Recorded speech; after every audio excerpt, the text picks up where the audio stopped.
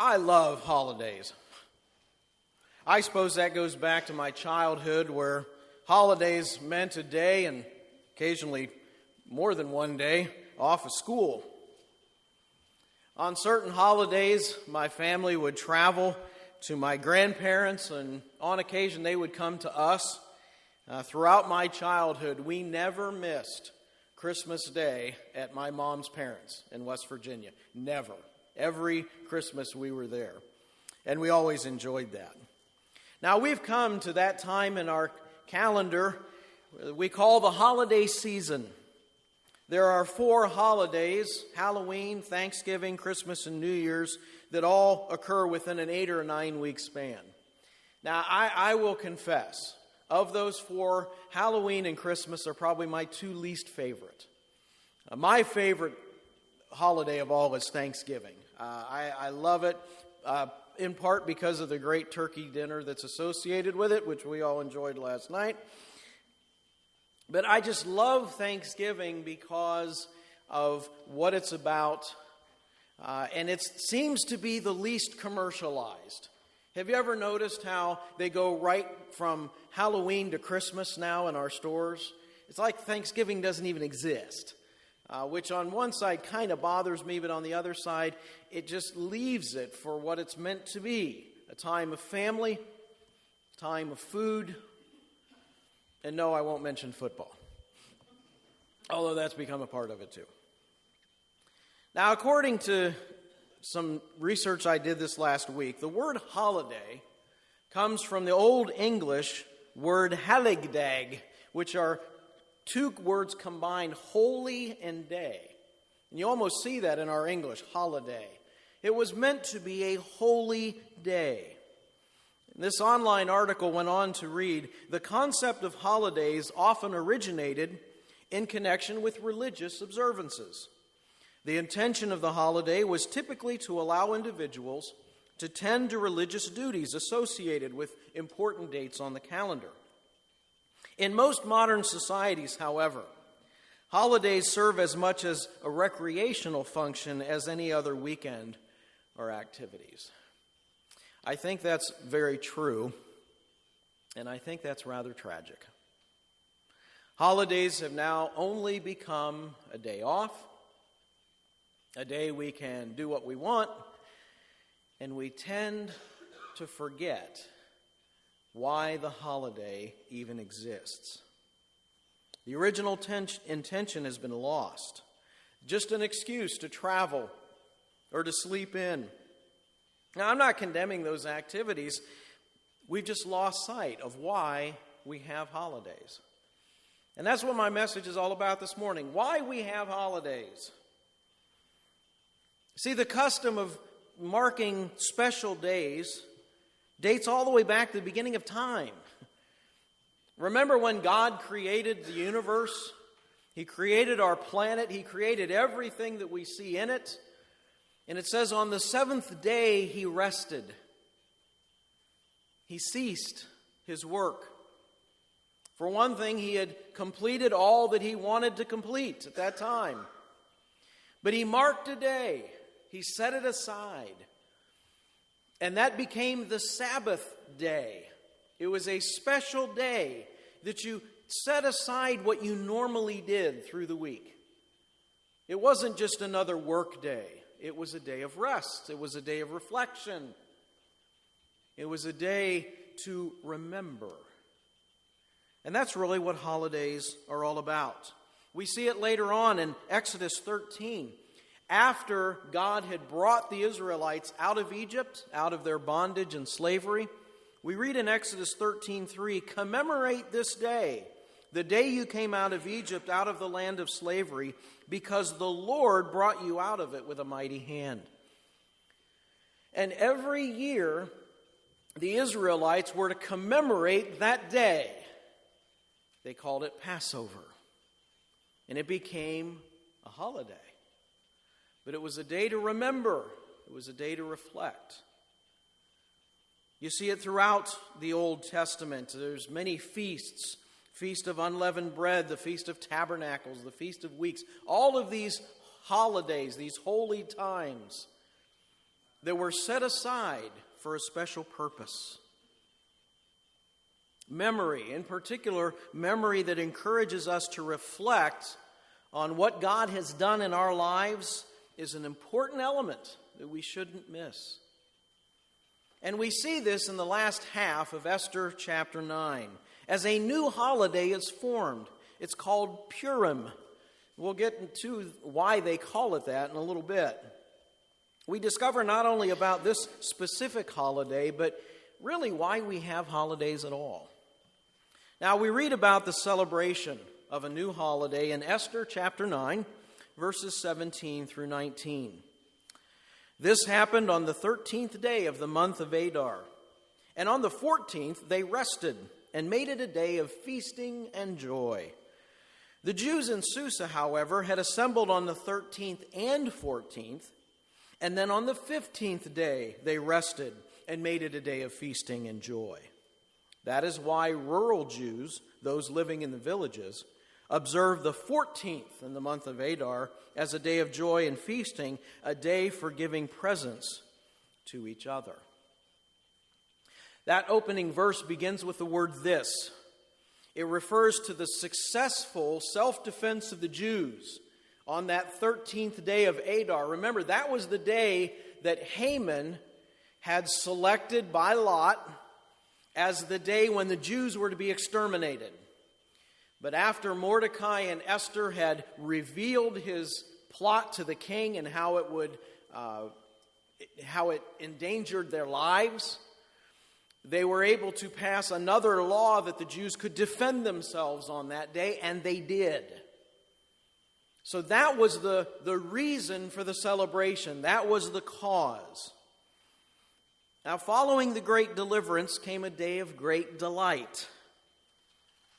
On the 14th day, for the folks out in the villages and the rural areas, and the 15th day in the city of Susa, they rested. We're told that they made it a day of feasting and joy.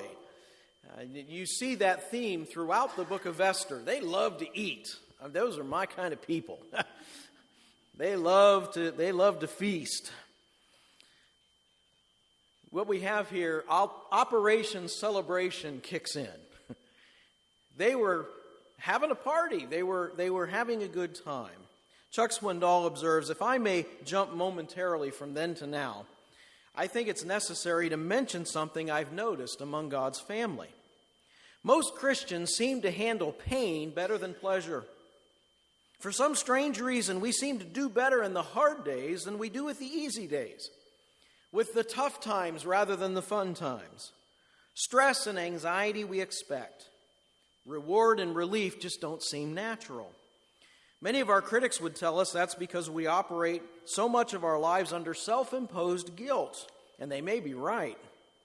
We somehow anticipate being punished for something we've done wrong or failed to do. We weep with those who weep much more easily than we rejoice with those who rejoice.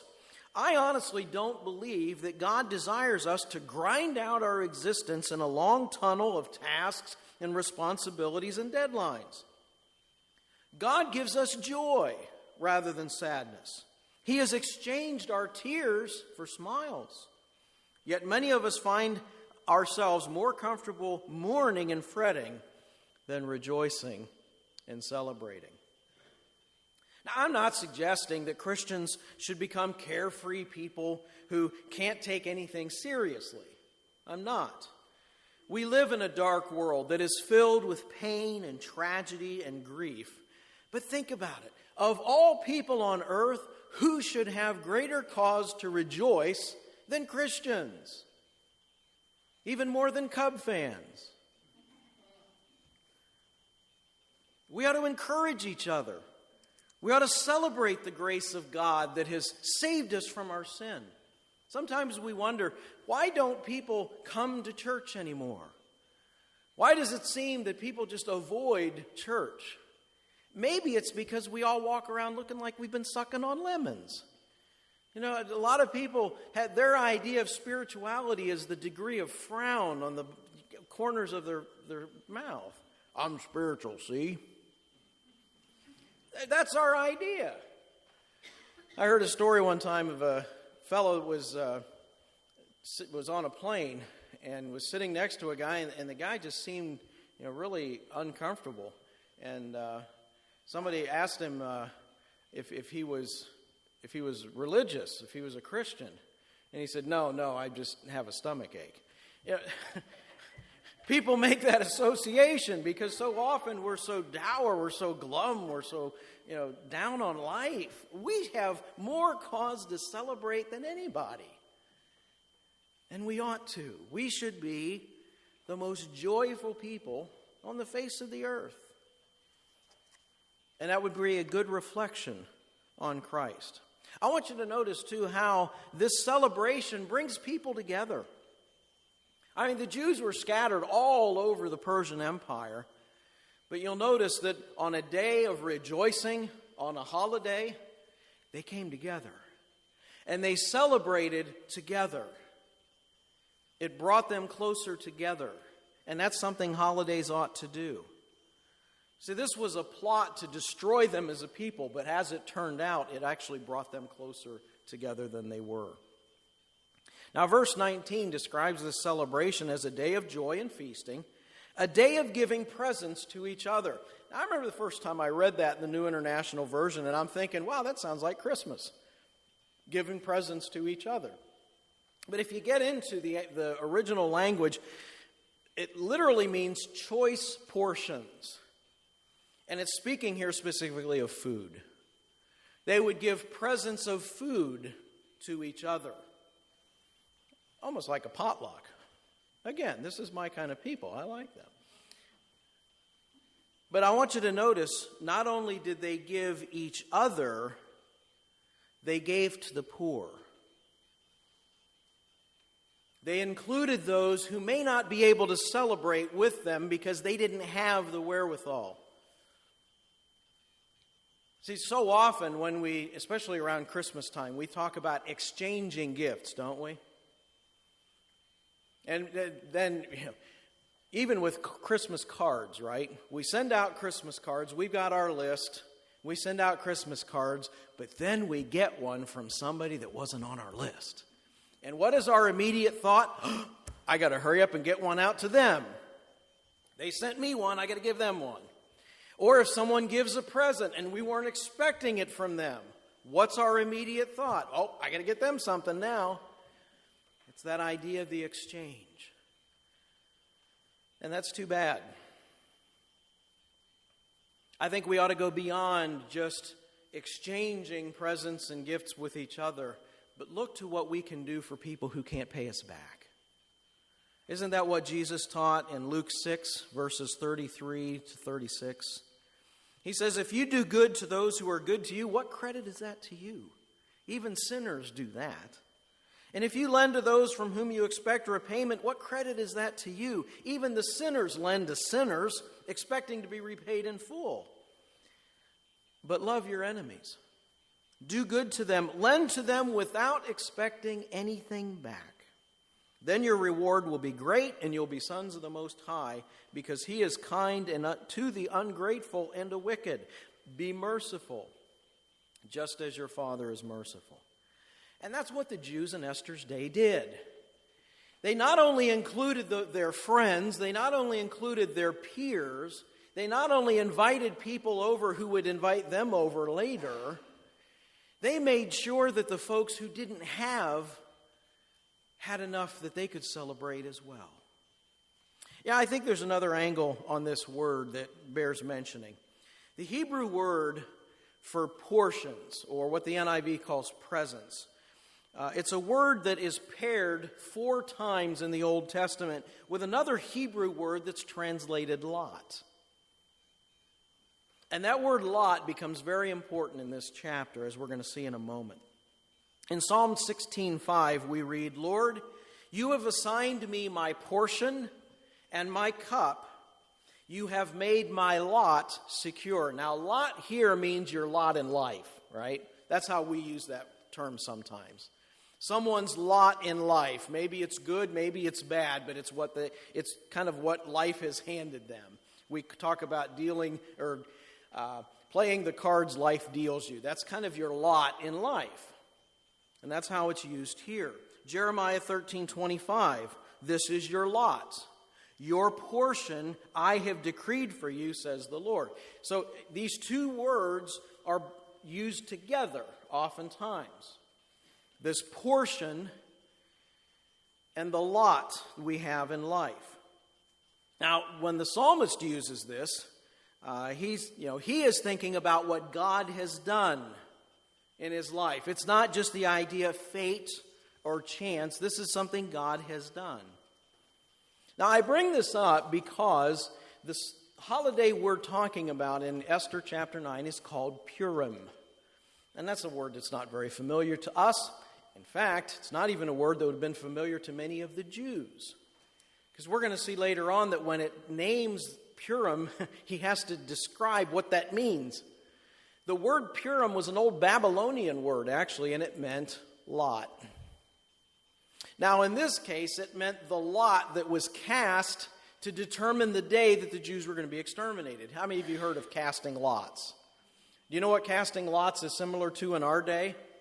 Rolling dice. Something random.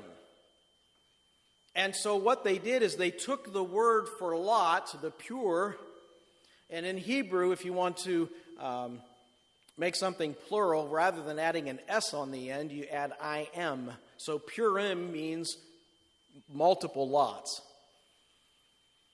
And that's where they got the name for this holiday. And again, we'll see a significance of that in a moment, but I think that it even ties into, I think there's a double meaning here. They are celebrating the lot in life that the Lord provided. See, it looked as though their lot was going to be negative. It looked like they were going to be destroyed. And yet God turned it around. And God provided for them their lot in life, and it was good. And they were celebrating it. I think that had something to do with why they call this Purim. The celebration of lots, because our lot in life is good. Now, how many of you can say, my lot in life is good? God has been good to me. Can we say that this morning? That's something that we should celebrate. That's something we should wear on our faces. That's something people ought to know. Not because of anything we've done, but how good God has been to us. And I think that's one reason why we have holidays, to celebrate God's goodness to us as individuals, as families, as a nation. You know, earlier I likened giving these presents as something we kind of do at Christmas time. But really, this celebration was more like the first Thanksgiving. You remember when the pilgrims came to the New World and they endured the bitterness of that first winter. In fact, a large number of them didn't survive that first winter. The early colonists decided to hold a feast. And they celebrated their survival by giving thanks to God for his protection and his provisions. It was a spontaneous celebration of praise. And you know who they invited to that feast? The Indians. They didn't expect anything from them, but they invited them to come and share in the celebration of how good God had been to them. We see the same pattern occurring in the New Testament, in the story of Jesus' Last Supper. As in the case of the Jewish Passover and now the Purim, a great act of deliverance brought about by the death and the resurrection of Jesus was first marked with a meal. Jesus commanded his followers to remember his act of salvation and to commemorate it. He said, do this in remembrance of me. The Apostle Paul would later say, as often as you do this in remembrance of Christ. So in a sense, every Sunday is a holiday as we gather around the Lord's table and we commemorate, we celebrate what God has done for us through Christ. And from what we understand of the early church practices, back in those days, they not only had the Lord's Supper, they had what they called the love feast. And the love feast was a first century church potluck. People brought food. And Paul even had to remind the Corinthian Christians, look, this isn't just so you can go stuff yourselves. Bring enough so that the poor within your church, because there were a lot of poor Christians back then. In fact, many of them were slaves. Bring enough that everybody can enjoy. That's the whole idea. We come together as a church body, as a church family, and we have enough for everybody to enjoy. So we celebrate together. See, that's a great thing about holidays. Not only are we praising God for what He has done, but we're celebrating with one another. We're enjoying each other's company. We're getting to know each other better, and our bond becomes stronger. So this is one reason why we have holidays, to celebrate the greatness of our God in our lives. And we ought to do so in such a way that everybody is able to join us. On a physical level, that means including the poor among us in our meals and in our celebrations. On a spiritual level, that means getting the word out, letting those outside these four walls know about what God has done, not only for us, but for them, so that they can come and celebrate with us. Now we read of the continuation of this new holiday in the bulk of our passage, verses 20 through 28. Mordecai recorded these events, and he sent letters to all the Jews throughout the provinces of King Xerxes, near and far, to have them celebrate annually the 14th and 15th days of the month of Adar, as the time when the Jews got relief from their enemies, and as the month when their sorrow was turned to joy, and their mourning into a day of celebration. He wrote them to observe the days of feasting and joy and giving presents of food to one another and gifts to the poor.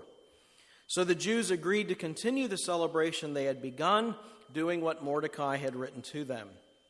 For Haman, son of Hammedatha, the Agagite, the enemy of all the Jews, had plotted against the Jews to destroy them, and had cast the pure, that is, the lot, for their ruin and destruction.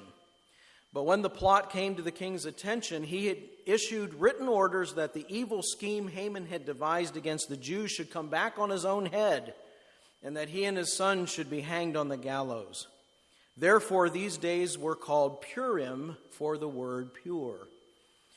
Because of everything written in this letter, and because of what they had seen and what had happened to them, the Jews took it upon themselves to establish the custom that they and their descendants and all who would join them should without fail observe these 2 days every year in a way prescribed and at a time appointed. These days should be remembered and observed in every generation, by every family, and in every province and in every city. And these days of Purim should never cease to be celebrated by the Jews, nor should the memory of them die out amongst their descendants. What we have here is the Feast of Purim becoming official. We would call it an official holiday for the Jews. Now, it shows that this was originally a spontaneous celebration. Nobody organized it initially. They just did it. But now Mordecai says, we're going to make this official, and we want this to continue, so that every year, this time of year, we have a similar celebration. Now, I know that, some people say, well, why do that? Why make it official? Just let it be spontaneous. Isn't it more heartfelt that way? Well, that may be true, but I want you to consider the flip side here. What do you think would have happened if Mordecai had not made this official? What do you think would have happened had this not become an annual celebration? My guess is it would have died out in 3 or 4 generations, and nobody would have remembered the great work of God during the time of Esther. We see that in our own culture, don't we? Walk up to one of our young people, even teenagers, somebody in their early 20s, and talk to them about World War I or World War II or Korea. Even Vietnam now, we're getting far enough removed in time, and they just kind of look at you like, maybe I heard of that once in history, but I was kind of half asleep, so I don't remember what you're talking about. We as a nation have forgotten our history. We have forgotten the great events that have made this nation what it is. And I, for one, believe that's why our nation has drifted so far from where we began. You know, there's an old saying that those who reject history and those who forget history are bound to repeat it. I always thought that just meant, you'd flunk history and have to take it over again in high school. But it's more than that. We tend to make the same mistakes because we don't learn from them. We don't remember, and when we don't remember, we don't respect. And when we don't respect, we take for granted, and we lose that special quality we have as a nation. We need to remember. And yes, sometimes that means you've got to make it official. And you've got to set certain dates, and you set certain times, and you say, we're going to do it this way. Why? So that the memory does not fade. So that we, in fact, remember. You see, holidays give the present significance because it gives the past perspective.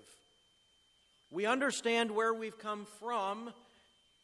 We understand who we are, and hopefully it helps to guide us in where we're going. And we need that as human beings. We all are prone to forget. And it's sad when a nation or even a church forgets its heroes, when it forgets those times in their past when God saved them, when God intervened and kept them alive. It's very easy for a new generation to come along and just take for granted all the blessings that the previous generation struggled and sacrificed to attain. And the Jews didn't make that mistake here. They established this Feast of Purim as an annual event so that year after year they would remember and they would remind their children, they would teach their grandchildren, this is what happened, this is what God has done. And it would be passed on down through the years.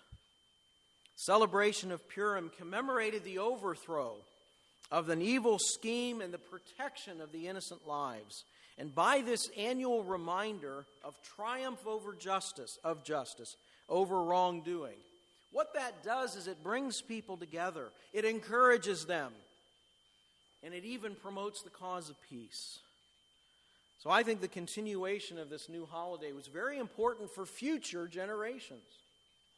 And then finally, we see the confirmation of a new holiday in verses 29 through 32. So Queen Esther, daughter of Abihail, along with Mordecai the Jew, wrote with full authority to confirm the second letter confirming Purim. And Mordecai sent letters to all the Jews in the 127 provinces in the kingdom of Xerxes, words of goodwill and assurance, to establish these days of Purim at their designated times, as Mordecai the Jew and Queen Esther had decreed for them, and as they had established for themselves and their descendants in regard to the times of fasting and lamentation. Esther's decree confirmed these regulations about Purim, and it was written down in the records. At this point, a lot of scholars scratch their heads, and they're thinking, why would there need to be a second letter? I mean, Mordecai sent this out. Why does Esther have to come along and send a second letter? Well, maybe it's because some of the Jews weren't wanting to change their day of celebration. Because remember, it was the 14th for the rural Jews, and it was the 15th for the city folks. Maybe there was some complaints and contention there. They ended up just saying, we'll just celebrate both. Make it a 2-day holiday. But it does show, like Warren Wiersbe writes, too often God's people defeat the enemy and then celebrate their victory by fighting amongst themselves. So maybe this was just a way of consolidating what Mordecai had written ahead of time, or maybe this follows a biblical example of establishing things on the testimony of 2 or more witnesses. That's something that you read about in the law of Moses, and perhaps it had to do with that. But at any rate, Queen Esther gives her royal sanction to Purim, confirming this new holiday for the Jewish people. And do you know that the festival of Purim is still celebrated by Jewish people today? Every year they come together and they celebrate this festival. The Sabbath before Purim falls, they call Sabbat Zakor, means the Sabbath of remembrance. And they go over the history of the Jews and the Amalekites. Remember, the Amalekites were the descendants from whom Haman came. And they go over the history and how God had delivered them. Now, on the 13th day of Adar, remember that was the day, that was D-Day. That was the day they were supposed to be destroyed. The Jews fast. Remember how Esther fasted for 3 days and nights before going to the king? Well, they fast on the 13th, remembering the sacrifice that Esther gave and was willing to give, because that could have cost her her life. The requirements on this solemn day: they're not to eat, they're not to drink, they're not to wear shoes, they're not to work. They're to remember and they are to pray. Now, at the conclusion of the fast, they read the book of Esther in its entirety. It's kind of neat because they include these blessings. There's 3 blessings that are included when they read the book of Esther. I'd like to read you the last one. Blessed are you, Lord our God, King of the universe, who has contended for us and defended our cause, avenging us by bringing retribution on all our mortal enemies and delivering us from all our adversaries. Blessed are you, Lord, who delivers his people from all their adversaries, God who saves. You know what that phrase is in Hebrew, God who saves? Yeshua. You know how that comes down to us in English? Jesus. It's the name of Jesus. And that's even included. Now, it's not because they're Christian. That's just the way the wording has come down. But even it points back to the God who saves. Now, on the morning of Purim, the story of Esther is read in the synagogue, but the mood is much lighter. In fact, the children dress up as the main characters of the story. And I'm told that every time that Mordecai or Esther's name is read, the children cheer. But every time Haman's name is read, they boo and hiss. They really get into it as the story is read. And then they send gifts. They send gifts of food. They make charitable donations to the poor. And then at the end of the day, they gather for a meal, a celebration of their deliverance. You know, the story of the victory of the Jews over their enemies, celebrated every year, recorded in 2 official letters there in Persia, and ultimately was included in our scriptures. Shows you just how important this is and how much God wants us to remember. And that's, I think, a rebuke for our own society. We're such a throwaway society. We so quickly forget our own nation's history, what we owe to those who have sacrificed so much for our freedom. And as Christians, we tend to quickly forget what God has done for us.